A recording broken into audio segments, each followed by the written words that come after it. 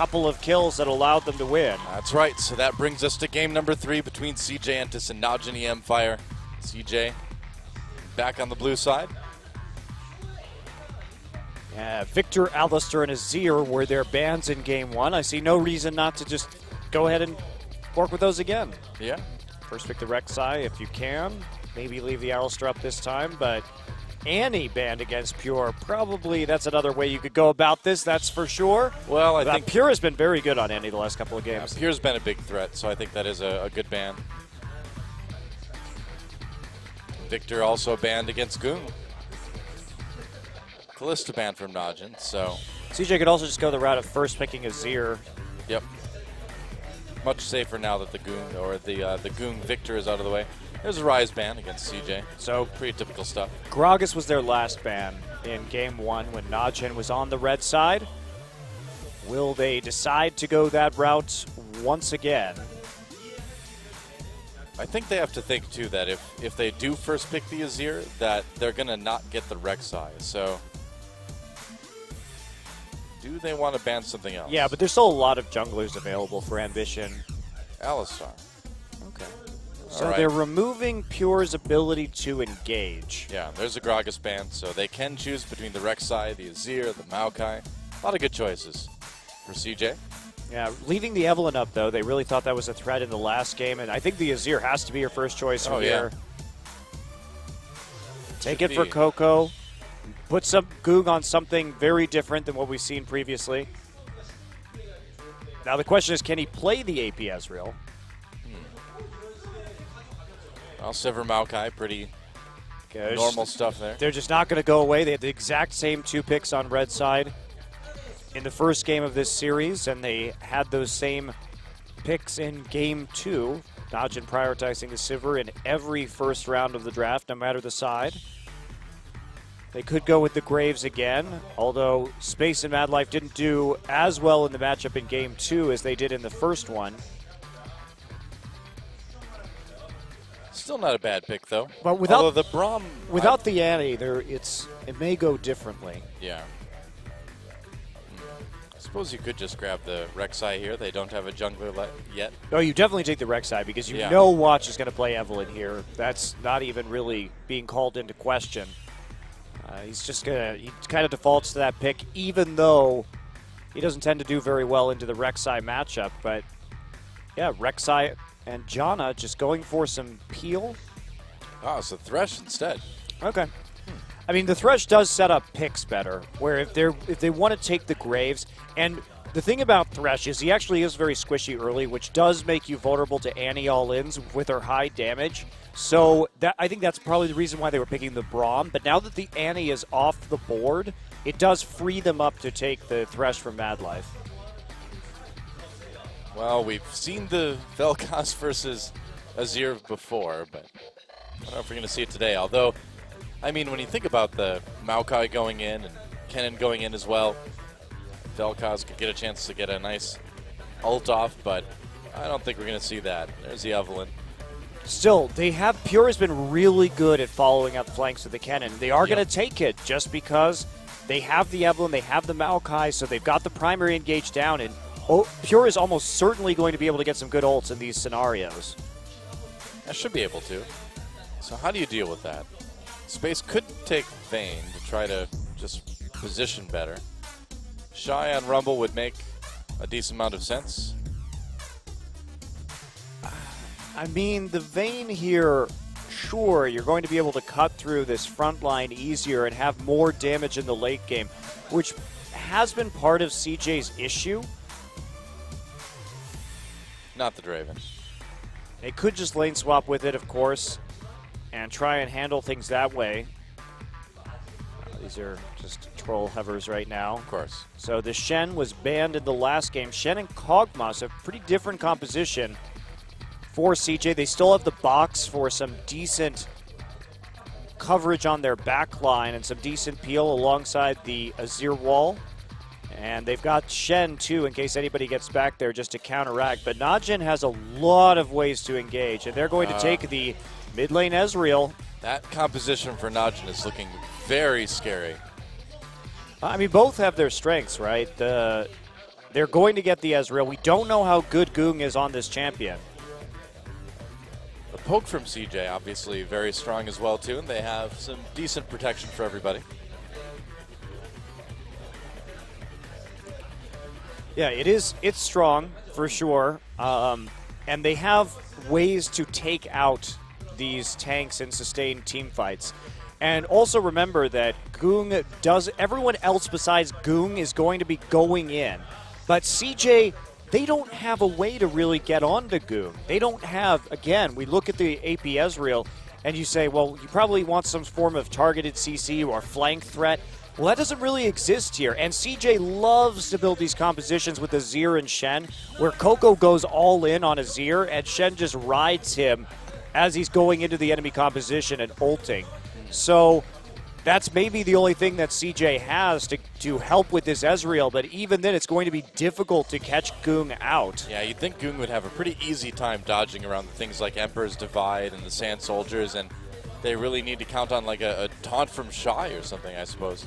Well, yeah, but Shy has to get back there. That's the problem. How do you deliver Shy to the back line? There's not really a good choice to do it. It's not going to be easy. And here we go. CJ versus NaJin, game number 3. It's go time.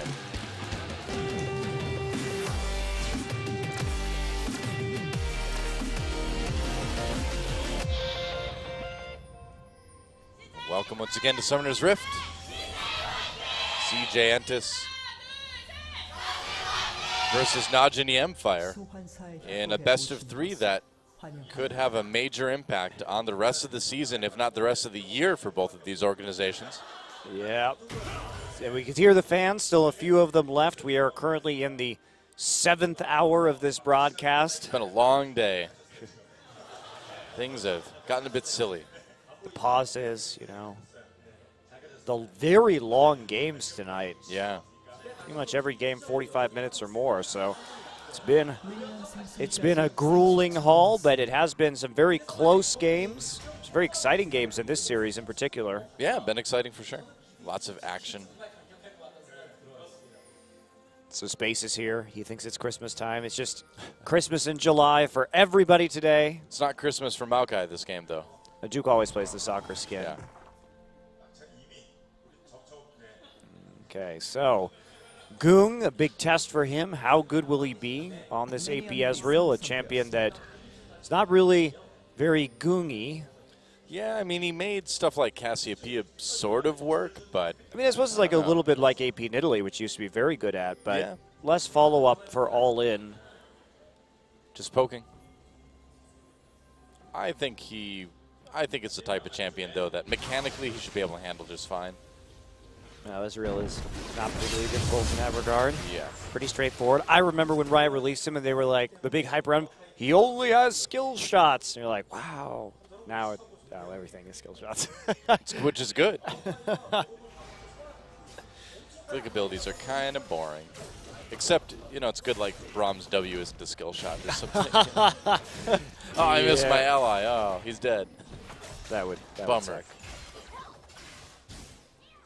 Well, Pure Noku should be able to push this lane pretty hard early on. Yeah, I'm intrigued that they went back to this, by the way, because Mad Life, I think, wasn't expecting another one of these bully supports after they banned out Annie and Alistair. Supports that he really had to be worried about getting all in with, but Kennen definitely one of those. So maybe not thinking about that matchup too much right off the bat. And we do see Space and Mad Life push right into the tower early on in this game. Shy getting denied a lot of CS by the Maokai too. Wow, Goong getting poked really hard by Coco early on as well. Yeah, we've seen this matchup really be difficult for Ezreal early in the game. Duke just standing there punching Shy whenever he tries to walk up to CS. That's what you do. That's what you do if you're a big tree. Yep, Just punch a ninja. Just punch a ninja. Or something that is called a ninja. A faux ninja. That's actually what the feudal samurai lords used to do in Japan. They used to plant ninja punching trees around their compounds. Keeps them safe at night. Well, you need some practice too. I mean, you go out and punch the ninja too. You know? Would you punch a ninja? No, man. I'd be afraid of the results. Unless I could, like, take him out in one punch, you know? I don't even think you'd hit the ninja if you tried to punch him. Depends on the ninja. If it was Shen, everybody would hit him. If the ninja was sleeping, I could totally punch him. They sleep with one eye open, though. How do you know? Are you a ninja? No, Did you play a ninja in one of your theater performances? I did not. In your illustrious acting career? I did not. No ninja plays. There are actually sadly few ninja adaptations for the stage, Doa. You know, when you play a ninja in a theater play, there's aren't a lot of lines either, you know? You just kind of hide in the shadows. Kind of defeats the purpose of being on stage because no one could actually see you. This is true. You wear a mask. Yeah, doesn't work very well for conveying emotion. A lot of body language. Interpretive dance. That's right. Ninja interpretive dance. Yeah. The only interpretive dance you can't see. Maybe that's for the best. Well, Ambition coming down. They spot him with the ward, so Pirinoku not really in any real danger here. Meanwhile, an epic battle in top lane. Tank on tank action. Yeah. Sustained through passives and Qs. See, this Shen skin decided that Shen wasn't flamboyant enough already and decided to have shoulders with like a bunch of spikes on him. And just be bright red, too. You know what? Just screw it. Yep. Just give up. Give up completely. Surgeon Shen is probably like the most stealthy of all of them. Because you only see him if you're like really sick. And then you want to see him. I suppose, depending on his qualifications, how good he is.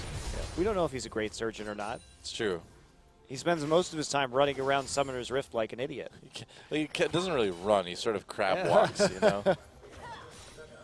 Kind of weird, like, crouching scuttle. I said, like an idiot, Doa.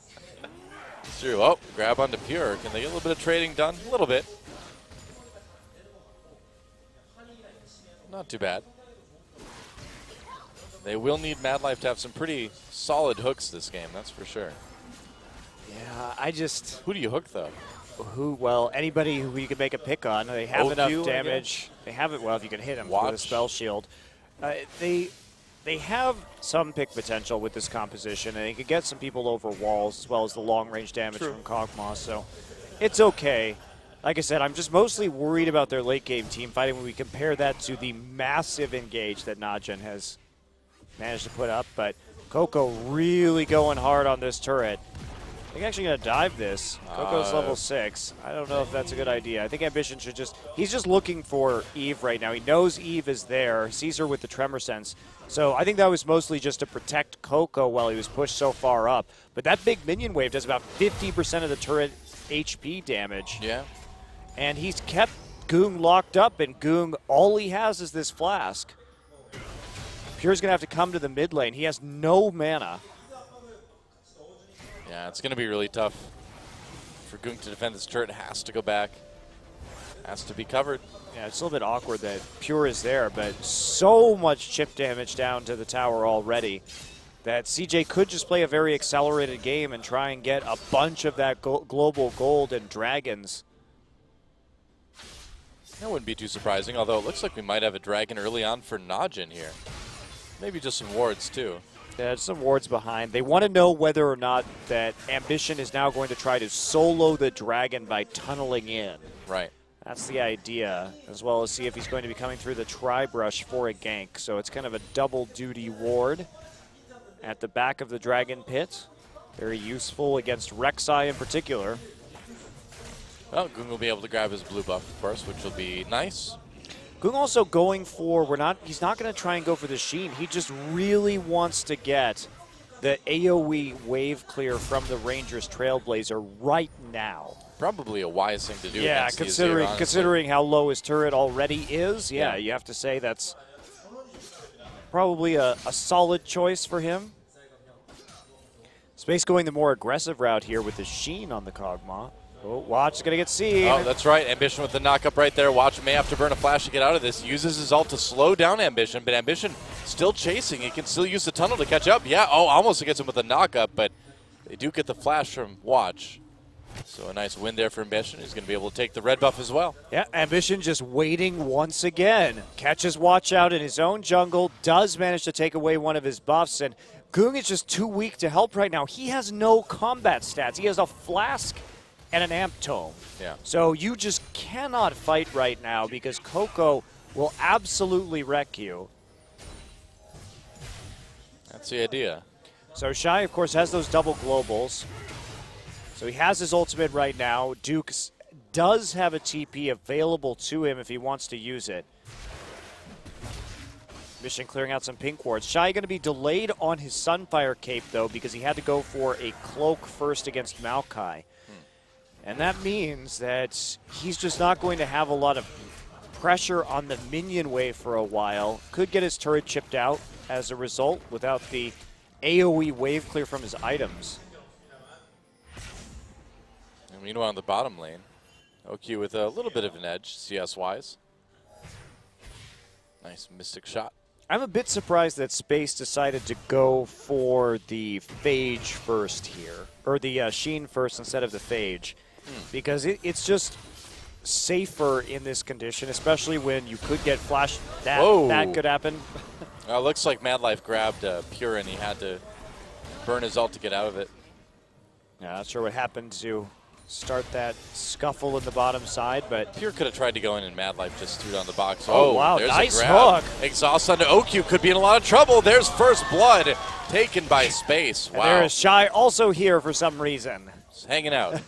Hi, I'm a ninja. They're going to go for Dragon. Well, they could go for the Dragon, but Ambition is top right now, and they might lose a turret, so they don't have a smite. And that could be a little bit dangerous since Goom does have I suppose. I suppose that is true. It's too bad. That would have been a good opportunity. You don't often see OQ just dying in lane like that. No, I'm not sure what happened to it. Spell shield there? Seemed like it was on cooldown. Must have been. Yeah. The watch is seen. Oh, Coco taken out on the Lantern. And they really do need Madlife to come through big again, you know, on this Thresh. And there he is, standing on a podium. Oh, until he's not. Yep. Thresh is no longer #1. Oh. Madlife, one of the few people to not use the Samsung Thresh skin. He's probably still bitter that he doesn't actually have a skin from Season 2. That's true, yeah. He came so close. Oh, man. Sometimes I like to be mean to Cloud Templar by reminding him about Season 2 World. So what's your skin again? Oh, yeah. Sorry. Oh, I forgot. I just thought, you know. Sorry, Cloud Templar. Do you remember Stanley's Nidalee? Now that's just going too far. He gets sad. Yeah. But you know what? He's made it further in Worlds than any NA team. So he's got that going for him. It's true. You got to be careful, though, you know. If you're like watching a movie with Woong or something, you're like, can you see the screen okay? Oh, sorry. I didn't, that's not what I meant. I just want to make sure there's nothing obstructing your view. It's okay to look this time. That's right. Oh, poor Woong. The glance that was heard around the world. Oh, there's mid lane turret for CJ. Yeah, Madlife sticking around mid too, just so that he could get out with the Lantern if absolutely necessary. So a very safe push in that mid lane. Now they're trying to set up for a Dragon. Shy's ult is almost back up. His TP is there should he need it. Yeah, OQ has been a little bit poked by Space as well too, which certainly helps. Madlife probably just going to drop another ward. Or not. Oh, are they going to dive this? Oh, I think they're going to try to catch him. Madlife trying to grab OQ, but with that spell shield up, doesn't even bother trying to use the Q. The Stand United was available. Space was there, so NaJin really just falling back out of that mid lane very quickly. Runeglaive is done now, but this blue buff not going to be secured. Oh, grabbed onto Pure. There's the box as well, too. Pure going really deep for the Sun on Madlife and Ambition. Madlife goes down. Space coming in with a lot of damage, though. Duke in the back line. Space in a bit of trouble. Whoa! Space had everyone push right back onto him, but he flashed over the Emperor's Divide, and now CJ Pushing NaJin back a little bit. Goong low, but still okay on that Ezreal. 2 down on each side, both losing the jungler and the support. Yes, but CJ has more HP on more people is the problem. Everyone just flashing red except for Duke. They're going to try and finish off this tower, just bottle him up for as long as they can. Yeah, the minion wave not cooperating, though, and OQ and Duke will escape.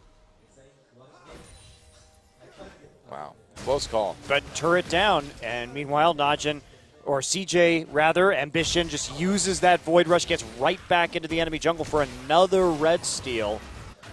Maintaining supremacy over that objective. Goong very, very low. Has to be cautious. They don't actually get the bottom side turret, but Ambition tries to go in. Goong has no mana, has to flash. Ignite does it. And that was red buff, I believe, actually. Yeah. Yeah, so they do get Goong. That's another kill for Ambition. Wow, Goong really playing with fire there.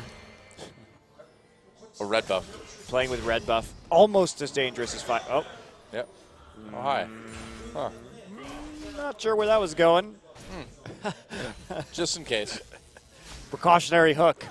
90 degrees. That's right. It was just meant to lull them into a false sense of security. Well, and lulled they have been, Doa. Apparently. I mean, every game, though, we've seen CJ come out to a lead early on. Well, and this is one of the big issues with Shen, is that split push becomes so fierce when the teleport is down. The double globals are absolutely devastating, which leads to situations like this. I mean, yes, Goong was not there to contest it either, but there's pretty much no way you can even get close to this dragon right now. You're afraid of any deep wards in your blue side jungle. So if that Shen comes in behind you, which as he falls out of sight from the Maokai could come at any moment, and really do a lot of work. And that's really Shen's power in this meta, is having more than twice the amount of time that he can normally have to make plays on the map. Those cooldown buffs, very significant for Shen's ultimate. You know, it brings an interesting dynamic to what CJ is trying to do this game that they weren't able to do in the first couple of games, too. I mean, it's just a very different thing for NaJin to have to worry about now. Yeah, and they tried to ban it in the last game. This time, Shy picks it up. We've seen a bunch of bans against CJ's Shen play. Sometimes Cuvée first picks it.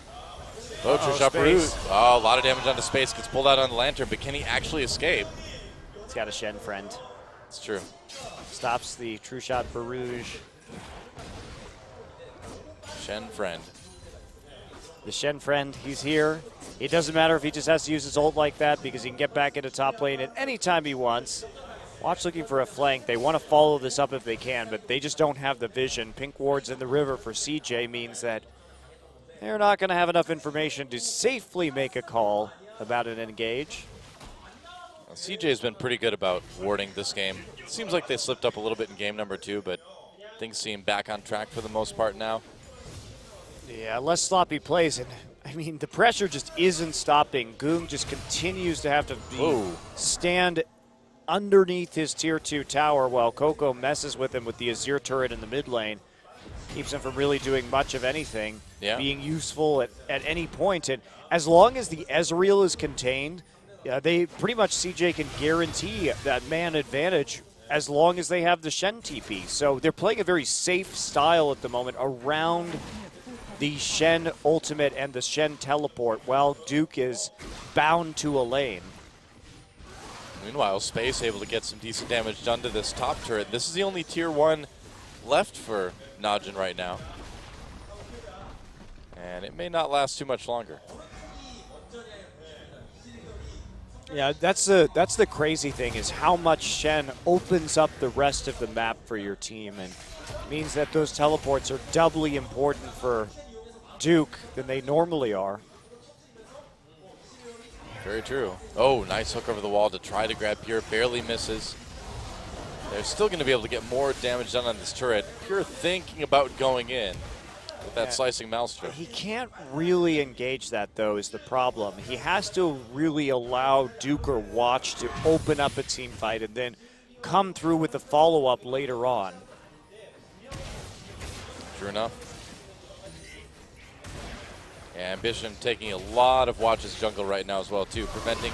Here we go. The Raptors are going to try to engage. Several used. They're going to bring space back through the wall even.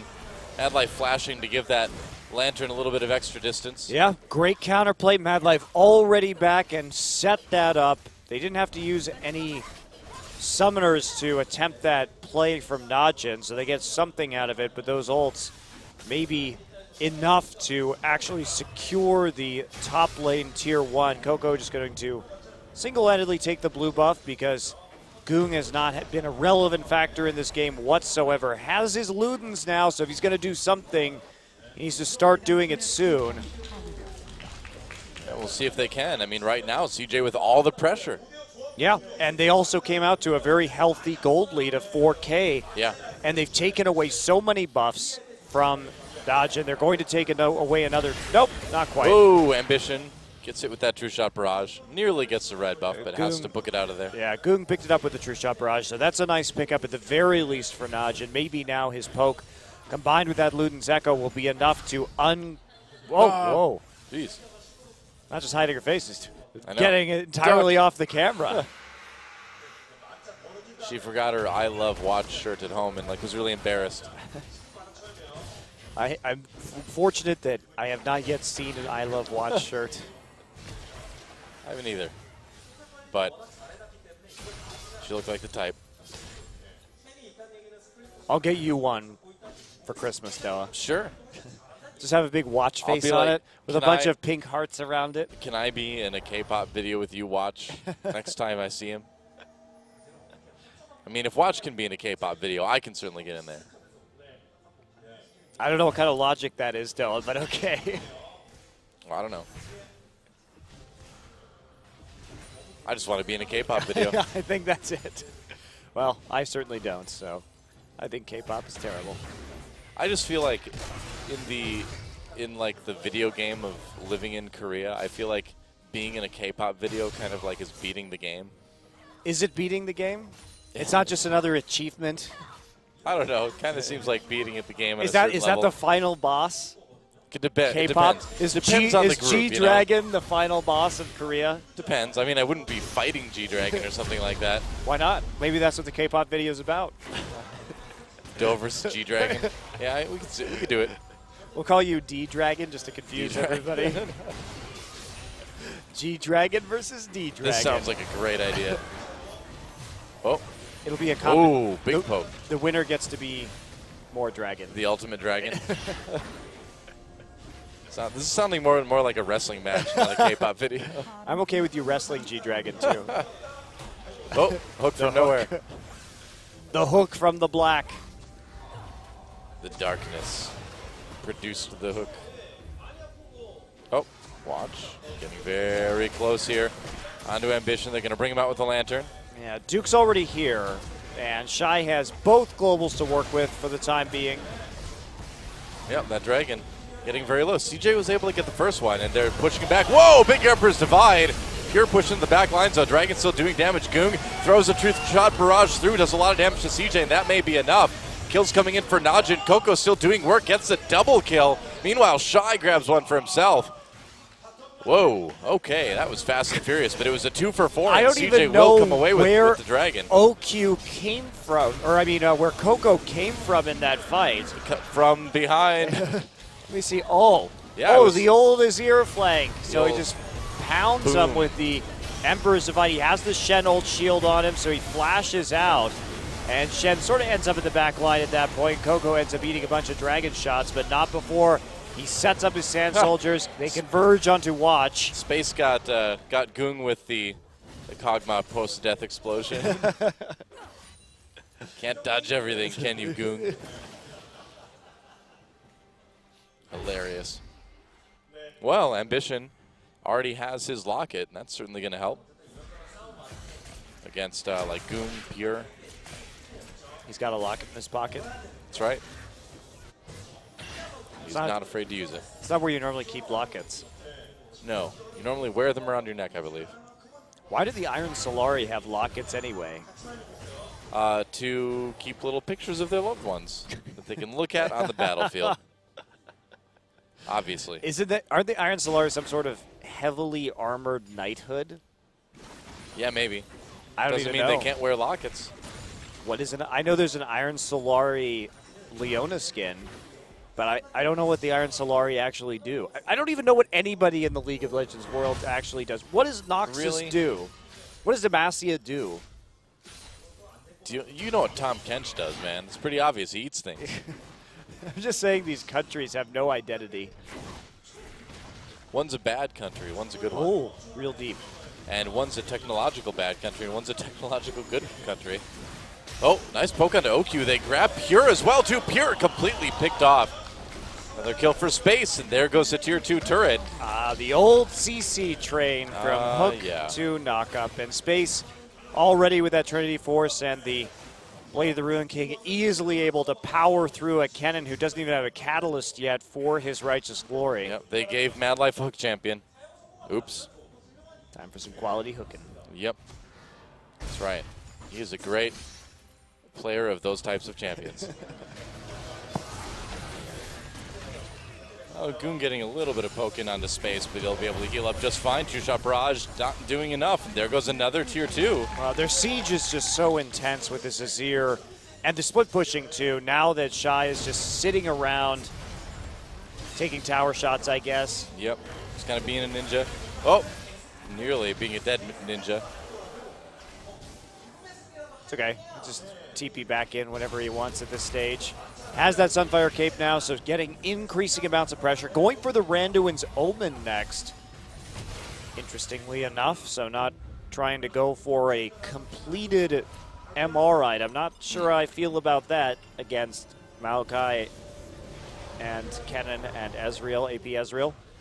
Probably should go ahead and complete a Banshee's Veil before he starts worrying about a Randuin's Omen, considering he's got a long way to go to get in the back line anyway. Sure, he wants to lock down the Ezreal so somebody on his team can kill it, but... Yeah, I don't think Randuin's too useful. I don't think so either. But he bought it anyway. He's defying me. It's true. I'll have to have a chat with him afterwards. Good luck. Well, here we go. Baron time for CJ. Here comes NaJin. Now, Baron wasn't the most easy objective to take for anybody last game.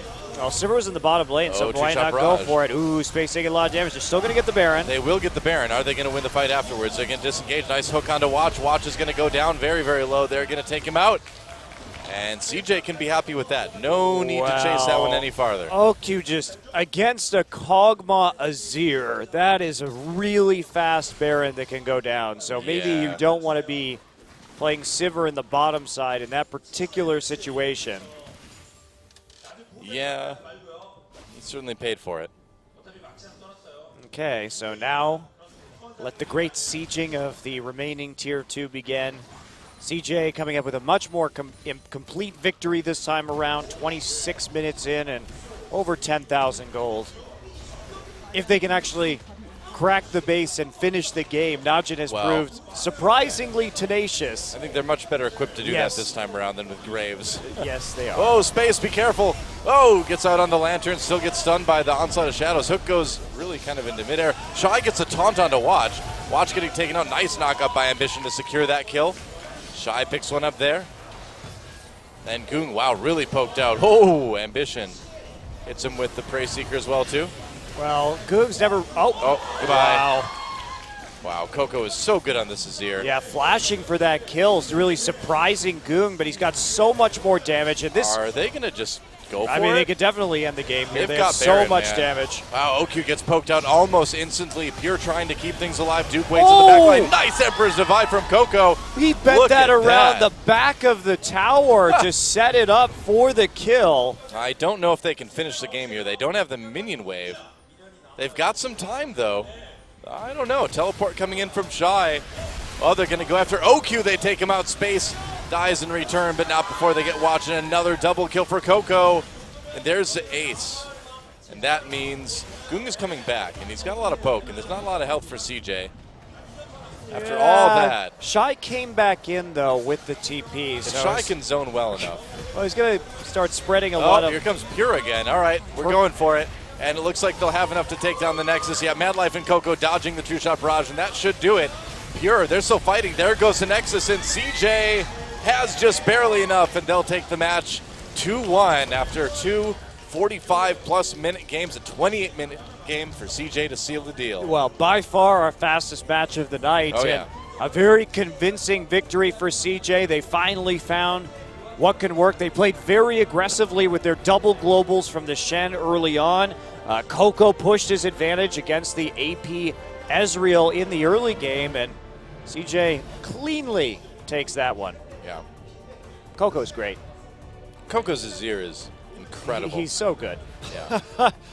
He's very, very good on that champion, and showing why it is frequently ban-worthy. And, you know, Goong never really had an opportunity to show